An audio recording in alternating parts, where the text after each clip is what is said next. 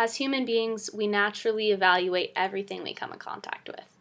We especially try to gain insight and direction from our evaluations of other people. Stereotypes often contain a kernel of truth and are then distorted beyond reality. Specific tendencies that may be widespread among a group should never be applied to every member of a group. Societies construct hierarchies of value and power so that some races are perceived to be more dominant and others are subordinate. We sort people into different races based on genetic traits like skin color, hair color and texture, facial features, even intellectual and physical ability. What these different racial categories mean to us is a product of social collaboration. We are conditioned to believe that people are defined by race, and so we draw boundaries and lines between these various races. Ethnicity, like race, is socially constructed. Ethnicity incorporates race, but expands beyond it to include religion, nationality, heritage, and cultural practices. A single racial group may consist of dozens of ethnicities. As with racial groups, some ethnicities are culturally valued while others are devalued. Negative stereotypes about various racial groups bombard us every day. From Donald Trump calling for a total and complete shutdown of Muslims entering the U.S., which is ridiculous, to the Flint, Michigan water crisis, racist stereotypes can be used to justify actions that would normally be unimaginable. We constantly hear about these racial stereotypes on the news and other medias, and many face the challenges of stereotypes on a regular basis. Whether the stereotype is accurate or not, it's still a classification and a method of ethnocentrism that adds to the socially constructed hierarchy of race and ethnicity. Some view stereotypes as a joke, others view it as a very serious issue. Both ends of the spectrum are justified as we're all trying to ease the pain that society's hierarchy has inflicted upon us. The humorous nature of stereotypes is important to recognize, just as identifying stereotypes as a serious issue is important as well. I've asked friends from around the world to share a stereotype associated with their ethnicity or their geographical region, and here's what I found. Hi, I'm Isabella Hoffman and I'm from Cologne in Germany. I'm German and because of that, people think that I like punctuality and beer. But being German also means that eventually people are going to imply that I'm a Nazi or call me a Nazi to my face, even if they say it's just a joke. Hi, my name is Kobe Vida. I'm from San Diego, California. I'm African American, and because I'm black, people think I'm dumb. My name is Chloe Gonzalez. I'm from Los Angeles, California. I'm Colombian, Cuban, Puerto Rican, and Irish. A lot of people continue to associate my Colombian family with drugs and violence. Hi, my name is Gauthier, and I'm French. All my family is from France. Because I'm French, a lot of people think I'm cocky and arrogant, and always mock my accent. Hi, I'm Sabine Bailey. I am Asian. I was adopted from China, and I live in Montreal, Canada right now.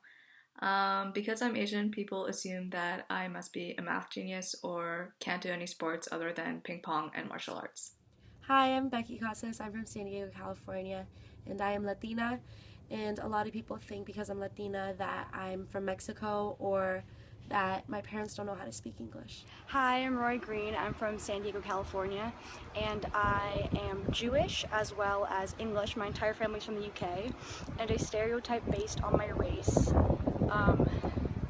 I'm Jewish, so maybe that I'm greedy or really loud or over-enthusiastic, and my British side maybe that I'm overly strict or very conservative. My name is Ocean Jacob. I'm French, born and raised in Hong Kong, and because I'm French, people think that we put red wine in baby bottles. Hi there, I'm Peter Roelofs. I'm from Groningen in the Netherlands, and since I'm Dutch, people think I smoke grass, walk on wooden shoes, and grow tulips all day. Hi, my name is Felix Theodet, and I was born in Marseille, France. And because I'm French, people often assume that I eat snails on a regular basis. Hi, my name is Catherine Pang. I'm from San Diego, California. I'm Chinese, and because I'm Chinese, a lot of people think that I'm a bad driver. Hi, I'm Hannah, and I'm from Sweden. Just because I'm Swedish, people think that I'm shy and introvert, but that's not true. Hi, I'm Zoe, I'm 21. I live in Canberra, which is actually the capital of Australia. not Sydney. And a stereotype about Australians is that we're very heavy drinkers. Hi, I'm Nina and I'm from Germany, and people think that we drink beer the whole day long, so that's not true. Prost! Oh, hey there. My name is Oscar Axelsen. I'm from Copenhagen, Denmark. I'm Danish, and because I'm Danish, people think I drink a lot, but that's not... As you can see in these videos, some thrive and some suffer because of the stereotypes associated with their ethnicity. I tried to arrange the clips in order along the spectrum of serious stereotypes that truly affect their lives to the very other end of the spectrum that's almost self-promoting. There are positive stereotypes for some races, which include intelligence and even drinking in some cases, as you can see in the final 3 clips. People tend to associate heavy drinking with the Germans, the Danish, Australians, several other people from several different countries, but drinking really isn't a stereotype that negatively affects a person. The stereotype allows room for humor and can even act as an excuse for the behavior. The stereotypes that I'd like to draw the most attention to are that Germans are Nazis, blacks are dumb, and Asians have superior intelligence. I'm close with Isabella from Germany, Kobe from California, and Sabine from China, and I know how much these stereotypes affect them on a regular basis. I met Isabella while volunteering for a conservation program last year abroad, and we constantly met new people from diverse places who have these predetermined judgments of certain people from different countries. And as she introduced herself and began getting to know more and more people, it was astonishing to me how many people called her a Nazi, joked about it, said things to her face that were just so hurtful and just based on these stereotypes. And she'd always get very defensive and upset when people would accuse her of these things, but she would stand up for herself, which is very important to do.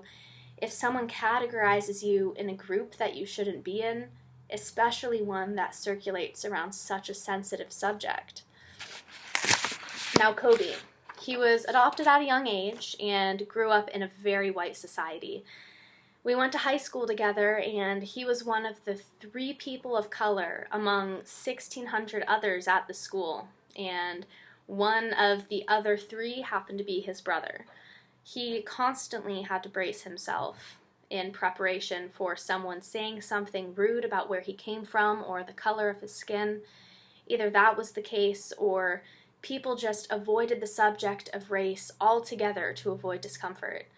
Just like people seem to think that the Irish have a genetic predisposition to be a heavy drinker, many white people often think that blacks have a genetic predisposition that makes them different and unable of obtaining the same degree of intelligence as a Caucasian man, which is just not right. Lastly, Sabine from China constantly faces the stereotype of Asian superiority in intelligence. The model minority myth explains this almost positive stereotype. With their apparent success in schools and careers, Asians have been viewed by white Americans as the model minority, yet Americans realize the lives of many Asians are constantly stressed by racism because of their classifications. This is a controversial topic that has been debated for decades. Those who resisted the stereotype in the early stages back in the 1960s to the 1980s could not gain enough support to combat the stereotype because of the stereotype's so-called positive connotations. I won't go too in-depth with this, but it's an interesting concept that deserves acknowledgement, and if you have time, I would highly recommend just looking into the model minority myth. It's a very interesting topic. But to say the least, Isabella is not a Nazi, Kobe is not dumb, and Sabine is intelligent, but that shouldn't be assumed because of her ethnicity. Everyone in this world needs to start to think about their effects of racial classifications. So many of us want change, but how many are actually willing to make that happen? It's in the hands of our generation to make this positive change, and though the task at hand is broad and very lengthy, it needs to happen soon, and I know our generation can do it.